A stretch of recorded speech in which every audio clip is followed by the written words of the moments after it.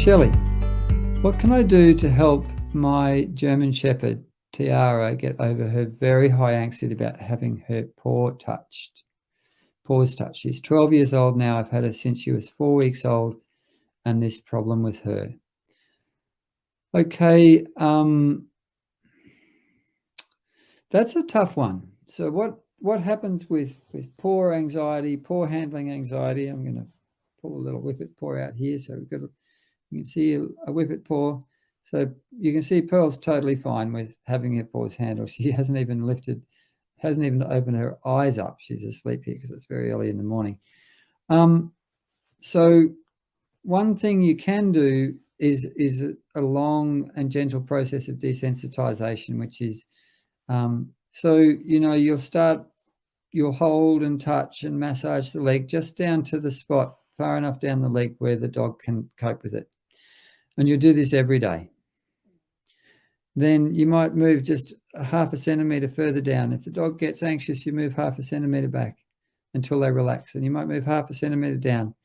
And now this doesn't always work, but sometimes you can slowly, millimetre by millimetre, day after day, week after week, you can get down to the point where you can just hold that paw and the dog will be okay with it. Or they might be a bit anxious, but they'll tolerate you holding the paw. Then you just hold their little paw for ages and ages and ages until you feel them relax. Then you might start moving your fingers a little bit.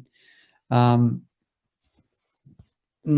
you will get some dogs that no matter how much desensitization you try to do, they've just decided that, they've had a painful experience with their nails clipped and they're never going to let you touch that dog's paw.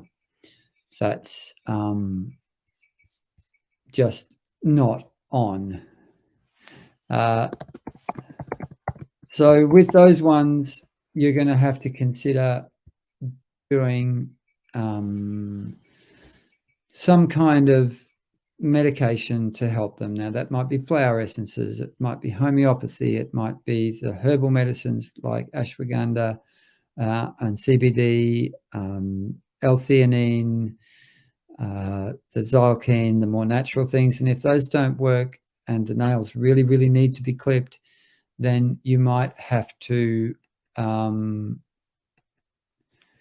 to some situational prescription medications like trazodone, clonidine, or gabapentin. And if that's not enough, we have a number of animals that come into our vet clinic that we have to give a heavy sedation to be able to clip their nails. It's the only way that we can do it without causing fear and pain and distress for the animal. I think too, just before I go to the next question, another thing that you really need to think about with your anxious dogs are wants versus needs. Now, there might be things you want to do with your dogs, like going to the dog park or taking them to certain places that are not actual real needs.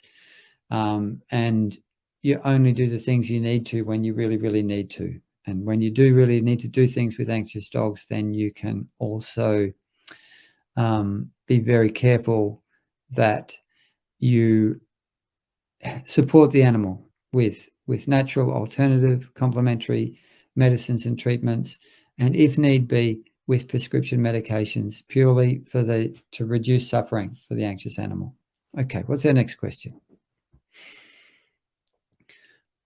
Can the essences also be given in conjunction with supplements, hip, joint, probiotics, and CBD? The flower essences. Flower essences can be given in conjunction with anything and everything, right through the whole spectrum of all other treatments. They're totally, totally safe. And homeopathy is another kind of medicine that can be given with all other kinds of medications and treatments without any fear of interactions or problems.